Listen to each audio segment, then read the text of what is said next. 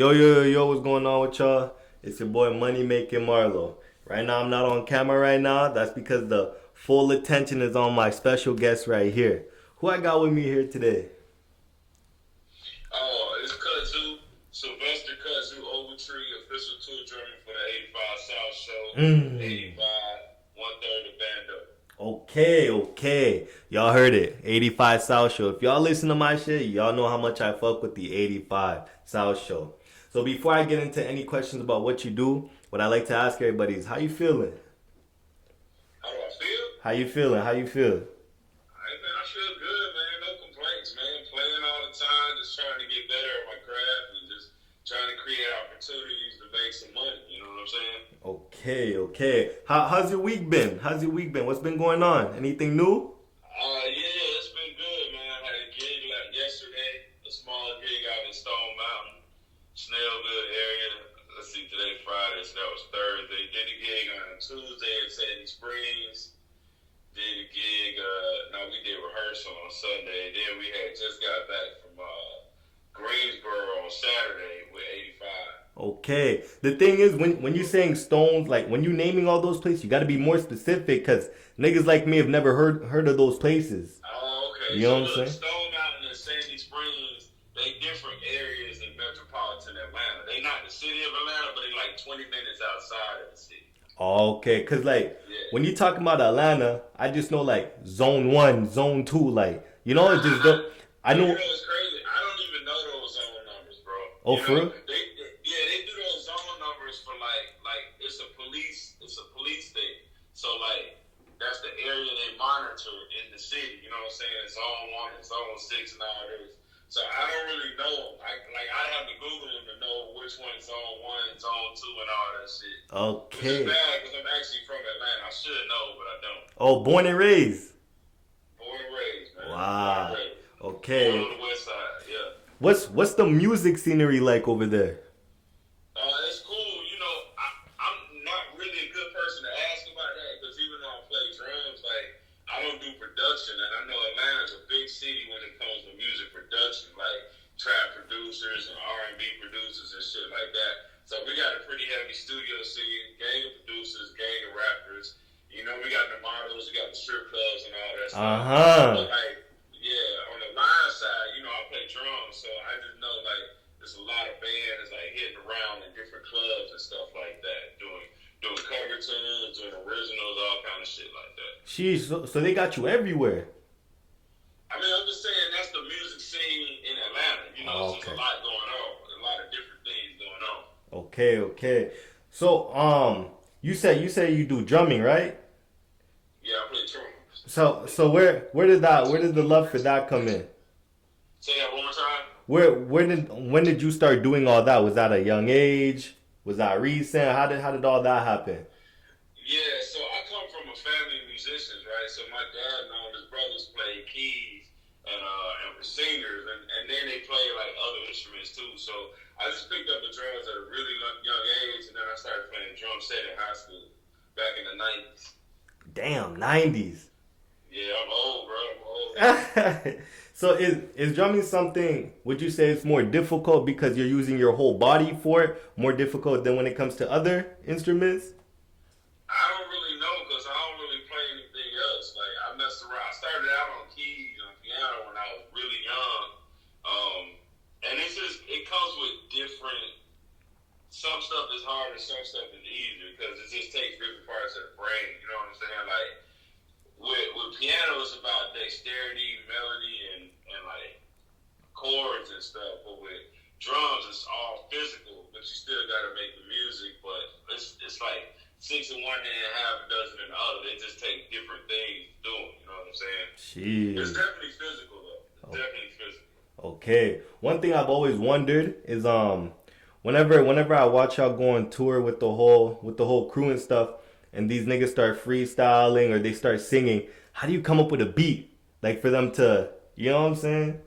I don't really know, bro. I just do what feels right with what they saying. You know, I guess somewhere in my brain, I pull up like anything I may know from before and just put it together right then, and then I leave it to them to put whatever kind of music they gonna put with it. You know, usually I can jump in on something faster than they Okay. Yeah. So you said you're in a band. Yeah, I got my own band. You know, when you play on drums, man, you kind of got to do a lot of different things. Same way Chico and Los and DC, like, they do stand-up on their own. They do Wild and Out. They got merchandise. They got the 85 Southshow, all three of them together. Like, you got to kind of do a lot of different things. So because I don't do production, all I do is play drums. Like, so I'm in a couple different bands at the same time. Wow. And I just try to schedule as much as I can. Okay, so with the band that you're in, are these dudes that you've been knew from around the way? Or? Yeah, I've known. Yeah, like We the Party Band is the band I organized earlier this summer, but it's full of people I've been working with for years. You know what I'm saying? My boy Dave on keys. I've been working with him since 2010, 2011. Prince, we play church together, so we've been doing that for easily 10 years. And then the band manager is actually the guy that I call the sub for me on drums in my church. So he's been doing that for years. And then who else is in the band? Joy. I know Joy. I met Joy through a friend of mine. So yeah, I've been knowing these people for a while. Okay. So it's probably y'all been with each other for long enough to know how to catch each other's rhythm. Oh yeah, for sure. Okay. For sure. So what's next for someone like you? What else you got coming? I don't know. I think I got enough on the plate where I just need to make it bigger and make more money off of it. You know what I'm saying? Because all these projects are still kind of new. Like We the Party, we just organized in the summer, so you know we got a bunch of gigs, and now it's time to like take it to another level. And even with Bando, like we just organized last year, and so like now it's just a matter of taking it to another level, getting the merch game popping, getting the website popping, and all that stuff, and just expanding. You know what I'm saying? Okay. So Bando, how did y'all come up with that name? Jay Ring came up with that. You know, we put a bunch of different ideas on the table, and we just kind of voted on it. You know, we was like, yeah, we'll fuck with that. Okay. We brought that to the table. And Bando just stuck with y'all. Yeah, because you know, Bando's like, I don't know what it is outside, but in Atlanta, Bando is like a trap house. Yeah. Right? Yeah, so like it made sense, you know, when they do the trap with the podcast, and then the band is Bando, and it's like a play on words with a band, so it kind of just all fit together. You know what I'm saying? Okay. How did the connection between you and 85 happen? How'd that link up first go down? I tell people that gig was 10 years in the making for me, because I knew Carlos. Me and Carlos had a working relationship because he used to host a comedy night at Cash Cafe in Atlanta, and so I would go up there all the time and bring some drums, bring a little drum machine, and my phone with Spotify on it. And anytime anybody did anything musical, I just made up some music to go with it, or use the Spotify to play some music. You know what I'm saying? So when he decided to do the live show thing, he was like, "Hey man, we need you on drums." I was like, "Bet, run it." You know what I'm saying? And I never asked any questions about money. I just did it. And so like it wasn't a lot of money at first, but then it kept like picking up and growing. Even now, like I don't even ask about the money. They just pay me, and it's cool. It's all good. And you do your thing. Yeah, for sure, man. Okay. For sure. Is there anything that you know now that you wish you knew back then that would have just saved so much time? Ooh, man, save time. Save time. Like let's say, if I knew this dude now, I wish I knew him back then because like he gave me all the connections that I know now. You know what I'm saying? I mean, I don't know, bro. I mean, I think the easy answer is of course. I wish there was some stuff I knew back then, but I don't know what it is. You know what I'm saying? My issue is just always keeping consistent bread coming in. Like, because I quit jobs like a motherfucker. Like, I don't be caring. If I don't like it, I'm out. But I'm the same way. Every morning I wake up, I do this. I scaffold. I do the scaffolding job.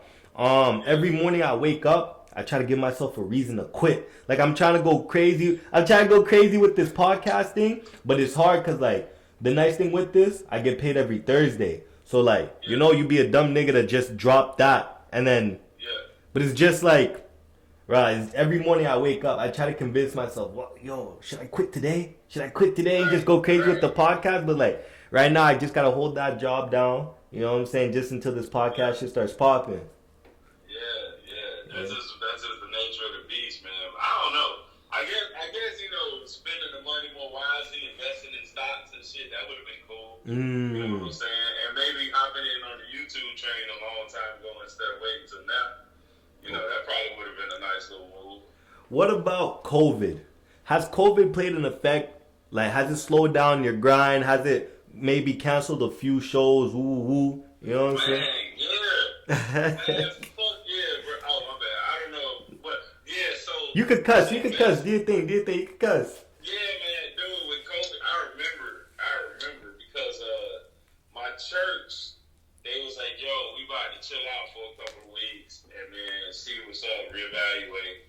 And we was looking at, me and the band was looking at each other like, bro, like, today? Like, you know what I'm saying? So that happened, and then it ended up going longer and longer, and it just never stopped. And I remember seeing a post on, I guess, Instagram, and Wild 'N Out had posted a picture of like all the comedians sitting in the lounge looking sad, and I was like, oh shit. So when they stopped that, I knew 85 South shit was gonna stop too. And we had like 50 days on the calendar for 2020. Wow. And like they all got canceled. Wow. They all got canceled, man. And they happened fast, and we was like, fuck, we was just about to turn up. But you know, it's cool, you know, it's cool. They looked out for us, and then they pivoted, and they started doing like a lot of what do you call it, like virtual performances. Yeah. That's when they jumped off the 85 and all that stuff. So it was cool. But it's not the same though when everything's virtual. Nah. You know what I'm saying? Like example, me right now doing this interview, it's like I hate it, but I gotta work with it because that's the best I can do. Because it's like it's different. Because when you're face to face with someone, you can see the body language. You know what I'm saying? Actually have that one-on-one. For sure. It's definitely not the same, bro.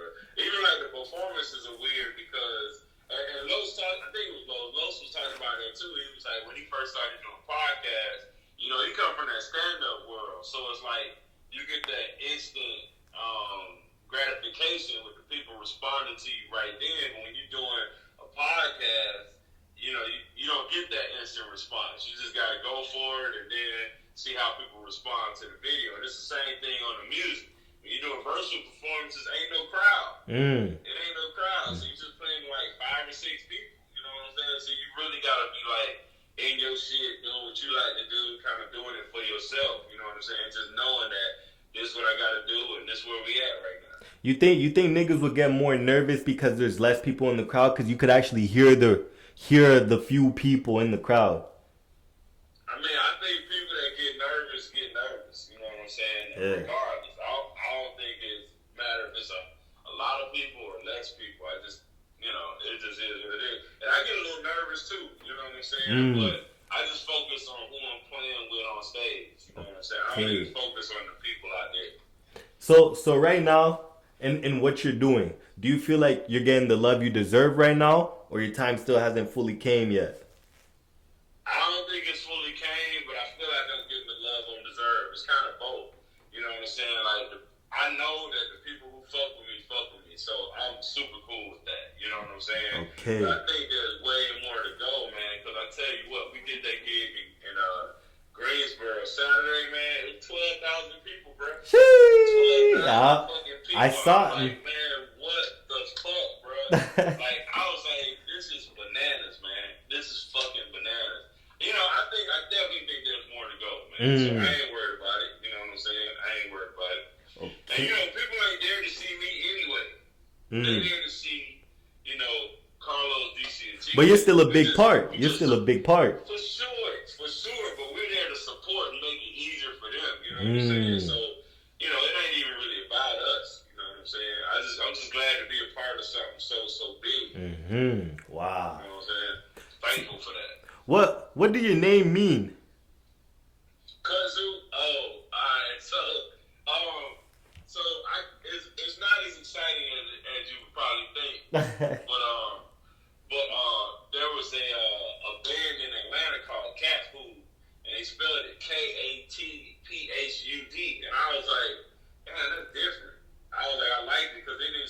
think it means anything. And I just kept brainstorming over that, like, what could I do that's similar to that? And I just somehow I came up with CutZoo. Damn, and you just been rolling with CutZoo ever since. Yeah, man, ever since. Okay. So when it comes back to what you do, when it comes to what you do, is there any specific person you look up to? You obviously you don't want to be like, but like you catch yourself kind of moving like, if that makes sense. Oh yeah, well, with music, man, you get inspiration from a lot of different places. You know what I'm saying? With me, people always ask who's your favorite drummer, and I can't never answer the question because I'm like, shit, I don't know. I like so many of them, so I always say me because I'm my favorite drummer because I'm the only drummer that pays my bills. You know what I'm saying?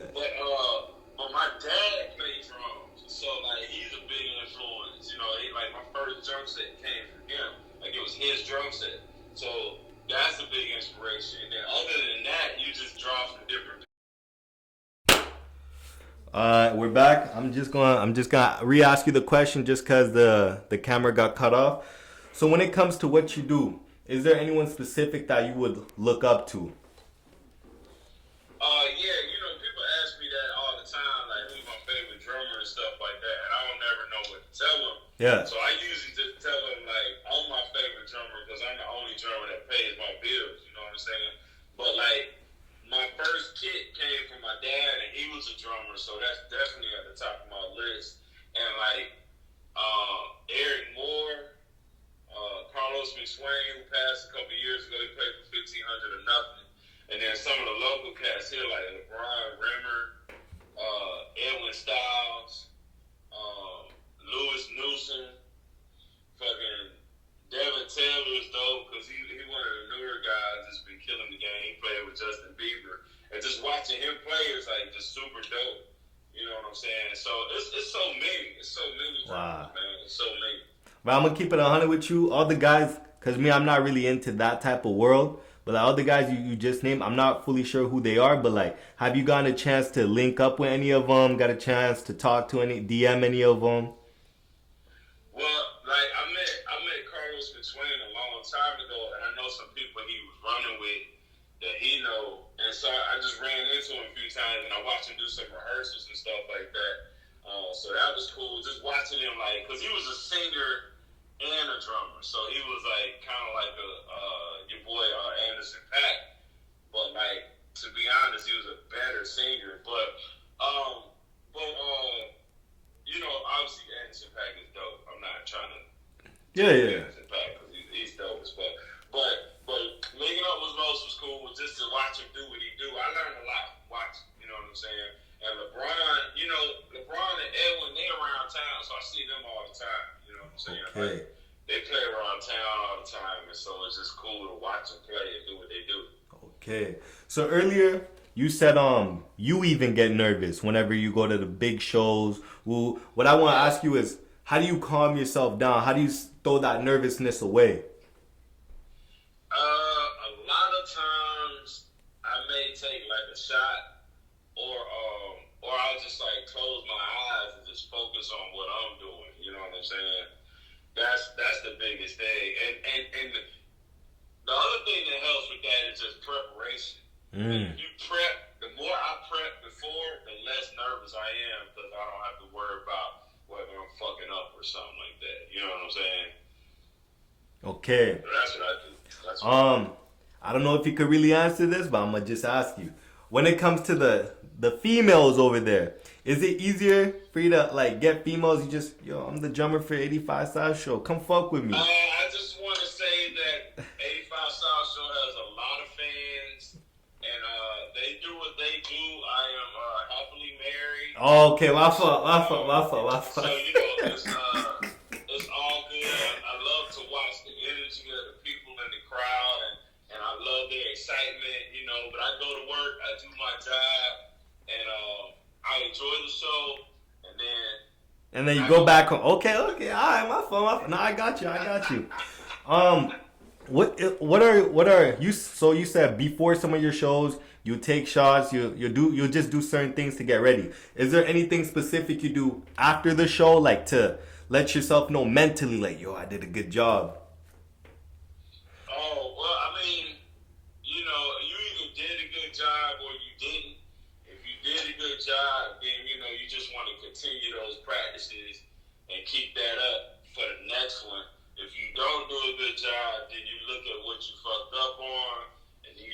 fix it so that it don't happen again. You know, I try.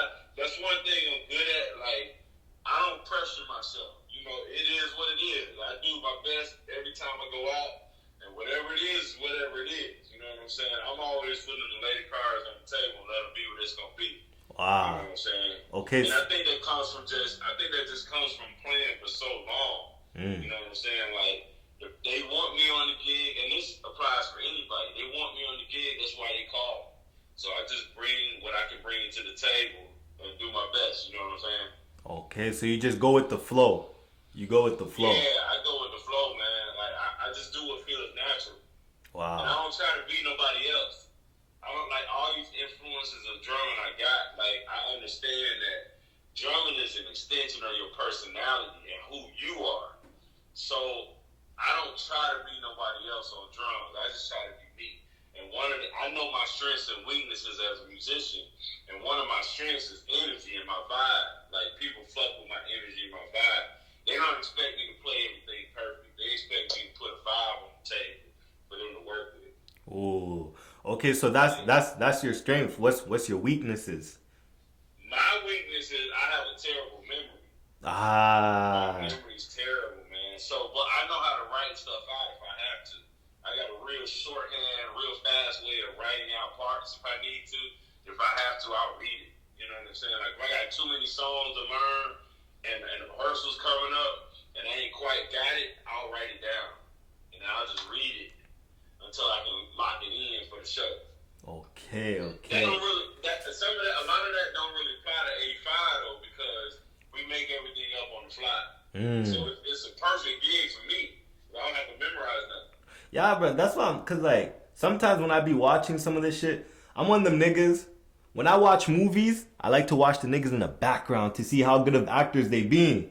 You know what I'm saying? So sometimes whenever I'm watching the stand-ups, I look at y'all in the background. I'm like, okay, let's see how they about to. Cause you know, whenever they perform and they just randomly start freestyle and you just gotta catch it. I always watch y'all in the back like, yo, okay, let's see how he's gonna catch this one. And y'all are always on point. And the thing is like, I love watching people in the background just do what they supposed to do, on point, on key, on everything.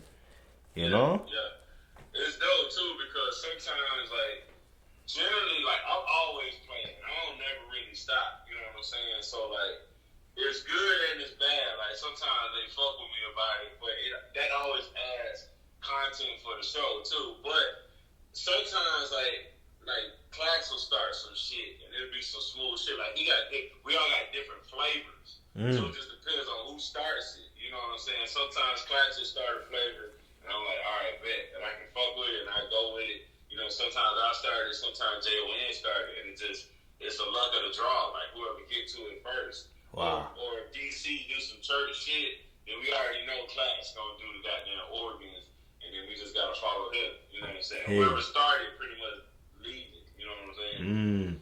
So it's just a vibe. I mean this in the most best way possible. Who's your biggest competition?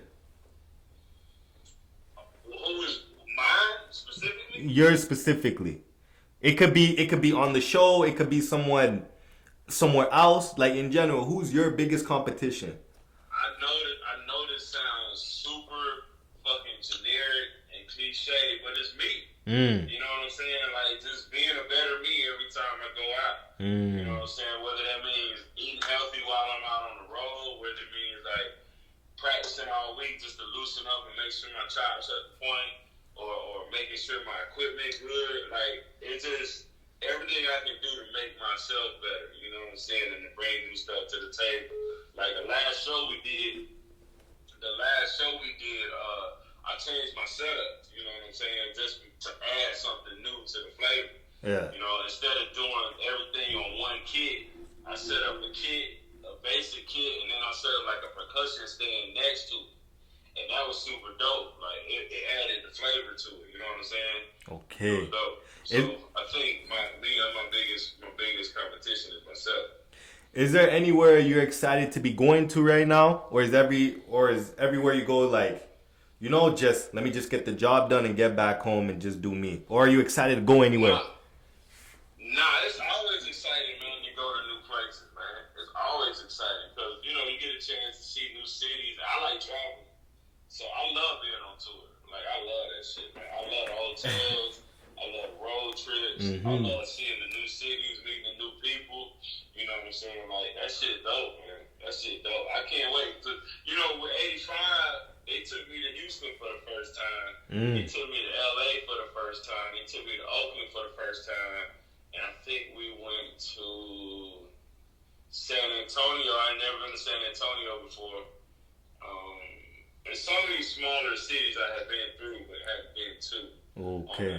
In the South, you know what I'm saying? So I love that shit, man. I love the new places they take us. When y'all go different places, do y'all fly or is there a It bus? just depends. It just depends. Usually if it's within 4 or 5 hours, we'll drive. Obviously, if you're going to Texas or LA, West Coast, you're gonna fly.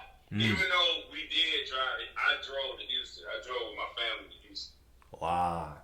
I'm not sure why I did that, but I drove to Houston. Yeah, Oh. took the family with me. Why they didn't want to wait for you or what? Nah, it didn't have nothing to do with them. I can't remember why I took the family with me.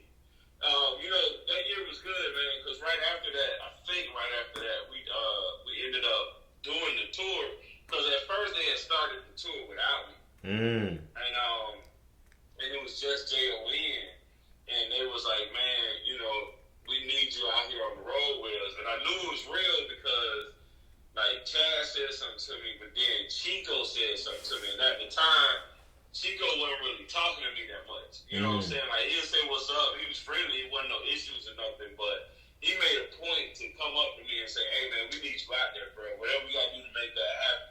I was like, say less. You know what I'm saying? I was like, say less, bro.